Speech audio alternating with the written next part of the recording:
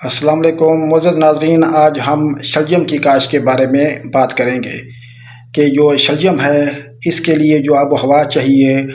وہ سرد آب و ہوا چاہیے۔ مولی کی نسبت اس کو کم درجہ حرارت چاہیے اگاؤ کے لیے، کیونکہ یہ مولی کی نسبت اتنا زیادہ سخت جان نہیں ہے، تو اس کے لیے ٹمپریچر جو ہے وہ 30 سے نیچے ہو تو پھر آپ نے جو ہے اس کی کاشت کرنی ہے۔ اور اس کے لیے جو آب و ہوا ہے وہ سرد ہو، اور اس کے بعد جو درجہ حرارت ہے وہ تقریباً اس کے لیے جو آئیڈیل ہے وہ 20 سے 25 ڈگری سینٹی گریڈ ہے۔ اور جب اس کی اپنا بلب بننا شروع ہو جاتے ہیں تو اس وقت اس کو جو ٹمپریچر چاہیے وہ 20 سے 22 ڈگری سینٹی گریڈ چاہیے، اس پہ بلب بہت اچھے بنتے ہیں۔ اور اس کے بعد اگر ہم زمین کی تیاری کی بات کریں تو زمین جو ہے آپ کی لیزر لیول ہو، اور اس کے بعد آپ نے اچھی طرح زمین کو تیار کر لینا ہے۔ ایک بار آپ نے مٹی پلٹنے والا ہل چلانا ہے اور 3 سے 4 مرتبہ عام ہل چلا لینا ہے، اور اس کے بعد 1 سے 2 مرتبہ روٹا ویٹر چلا کے زمین کو نرم اور بھربھرا کر لینا ہے۔ اور اس کے بعد جو ہے پھر آپ جو طریقہ کار ہے کاشت کا، اس پہ فلیٹ بھی کاشت ہو سکتا ہے اور یہ کھیلوں پہ بھی کاشت ہو سکتا ہے۔ اور اس کے لیے جو زمین چاہیے وہ ہلکی ریتلی زرخیز میرا اور میرا زمین چاہیے۔ کلراٹھی زمینیں اس کی کاشت کے لیے موزوں نہیں ہیں، اور بہت زیادہ بھاری بھی زمینیں اس کی کاشت کے لیے موزوں نہیں ہیں۔ اور اس کا جو طریقہ کاشت ہے وہ میں عرض کر چکا ہوں، یہ فلیٹ پہ بھی کاشت ہو جاتا ہے اور یہ پٹریوں پہ بھی کاشت ہو جاتا ہے۔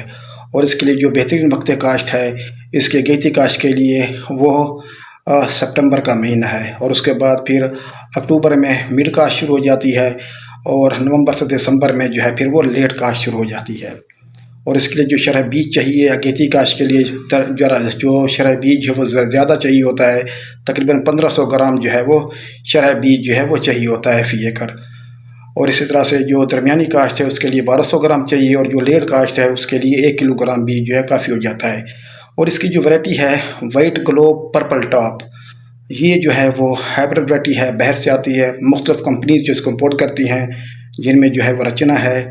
حاجی سن ہے، صدیق سنز ہے، رشید سنز ہے، مہردین اور سنز ہیں، اور اس کے علاوہ جو ہے اور بھی بہت ساری کمپنیاں جو ہے اس کو جو ہے وہ امپورٹ کرتی ہیں، ویکیما ہے۔ تو اس کے موسٹلی جو بیج ہوتے ہیں نا فرانس سے اور اٹلی سے اور دوسرے ممالک سے آتے ہیں۔ اور اس کے علاوہ لال اور پیلے رنگ کے بھی جو ہے وہ موجود ہوتے ہیں شلجم، لیکن زیادہ جو ہے وہ وائٹ گلوب اور پرپل ٹاپ، اور دیسی ویرائٹی بھی وائٹ گلوب اور پرپل ٹاپ وہ بھی موجود ہے۔ اور اس کے لیے پھر اگر ہم پانی کا نظام کی بات کریں تو اس کو جو پہلی آبپاشیاں ہیں، اگر آپ نے اگیتی کاشت کیا ہے تو 2 سے 3 پانی جو ہے اس کو جلدی لگانے ہوتے ہیں، کیونکہ جو کھیل کاشتہ ہوتا ہے اس کو پانی جلدی لگتا ہے، اور جو آپ کی فلیٹ کاشت ہوتی ہے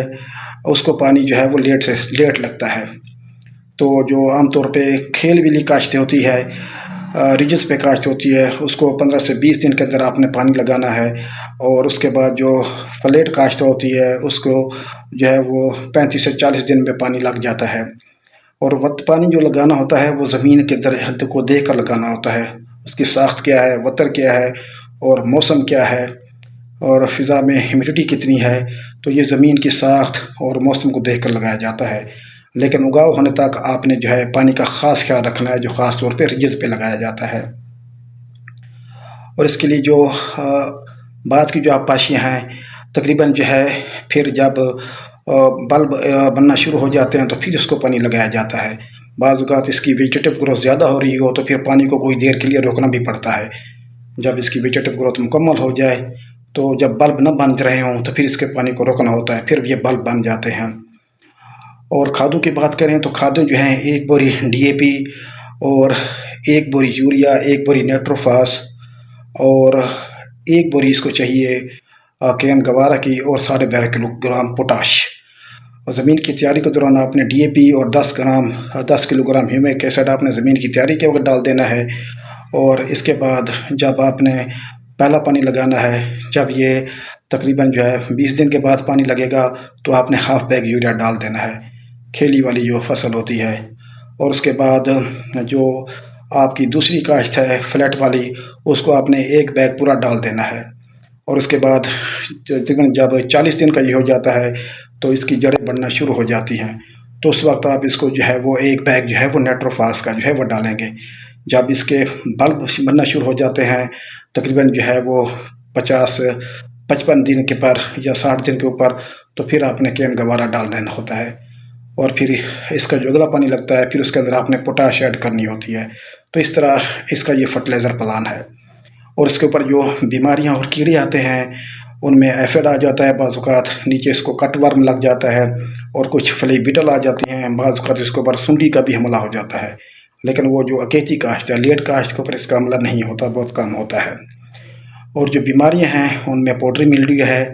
ڈونی ملڈیو ہے، ڈمپنگ آف ہے، اس کے بعد بلیک راٹ اس کو لگ جاتی ہے، کلب راٹ کی بیماری اس کو لگتی ہے، اور اس کے بعد وائٹ مولڈ کی بیماری اس کے اوپر آتی ہے، لیکن بہت شاذ و نادر آتی ہے۔ اور معزز ناظرین، یہ تقریباً جو ہے 70 سے 75 دن لے جاتا ہے ہارویسٹنگ میں، اور اس سے جو پیداوار حاصل ہوتی ہے وہ تقریباً جو ہے وہ 700 سے لے کر 800 گٹو 25 کلو گرام والے وہ نکل آتے ہیں، جو ہماری نارمل کاشت ہوتی ہے۔ اگیتی کاشت میں جو کچھ کم نکلتے ہیں،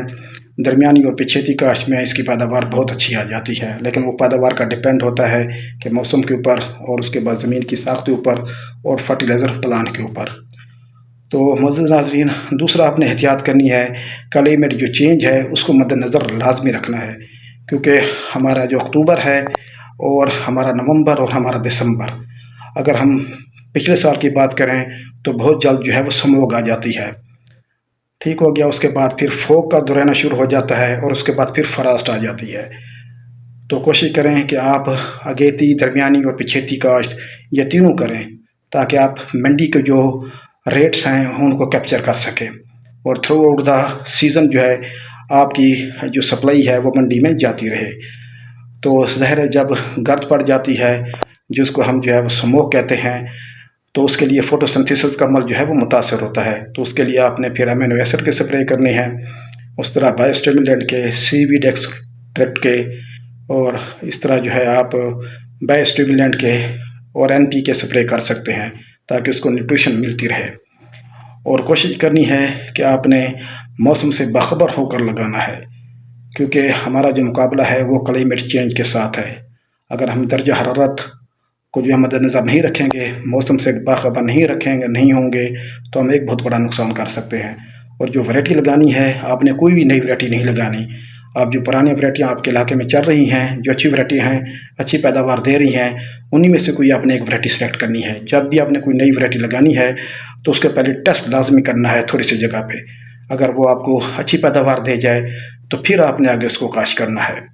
تو ناظرین، یہ مکمل پیکج تھا شلجم کی کاشت کے بارے میں۔ تو اگر آپ اس قسم کا کوئی سوال ہو تو آپ مجھے کمنٹ کر سکتے ہیں، اور آپ میرے چینل کو جو ہے سبسکرائب کریں، اس کو لائک کریں، شیئر کریں۔